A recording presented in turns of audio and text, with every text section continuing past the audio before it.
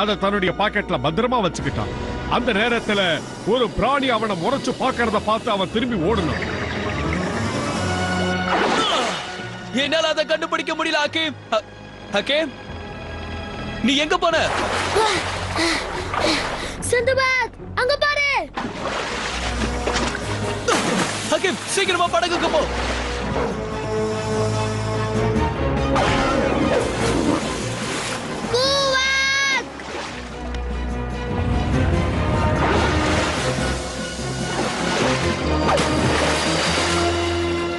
எப்படியாவது அதோட கவனத்தை திசை திருப்பி ஆகணும். சின்ன பையன் கிட்ட மோதிரிய தைரியம் இருந்தா என் கிட்ட வந்து மோது.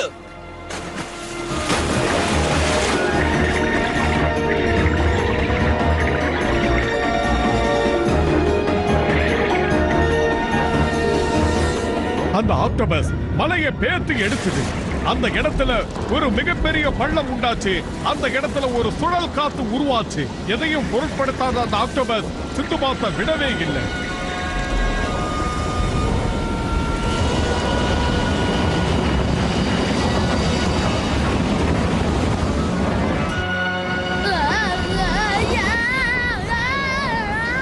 சிந்துபாத், ஹக்கீம், குவாக் 3 பேருமே அந்த சுழல் காத்துல அப்படியே பூமியில இழுக்கப்பட்டு புதைஞ்சிட்டாங்க.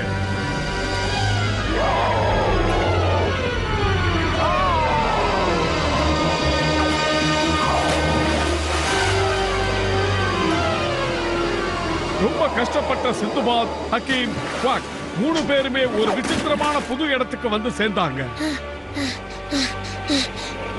என்னால இத நம்பவே முடியல.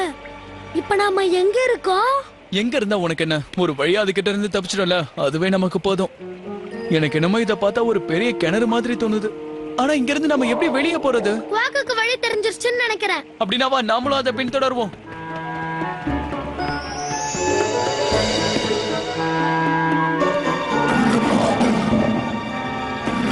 ஆமா, குவாக்குக்கு என்னாச்சு?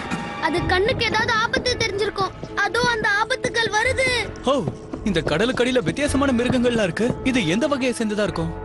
மனுஷன் ஆமை ஓட்டுக்குள்ளையா? உங்களை காப்பாத்த ஒரு சந்தர்ப்பம் கொடுங்க. ரொம்ப நன்றி. இது என்னோட கடமை இளைஞனே. இப்போ நீங்க வாங்க. இப்படி கையெல்லாம் கொடுத்து கடைசியில கவுத்துற மாட்டீங்கல்ல?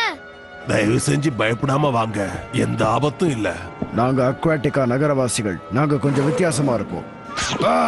ஆனா சிலர்கிட்ட கோவமா தான் நடந்துப்போம். இப்ப நீங்க அக்வாட்டிகா நான் சொன்னீங்க? ஆமா, நீங்க இப்ப அந்த நகரத்துல தான் இருக்கீங்க.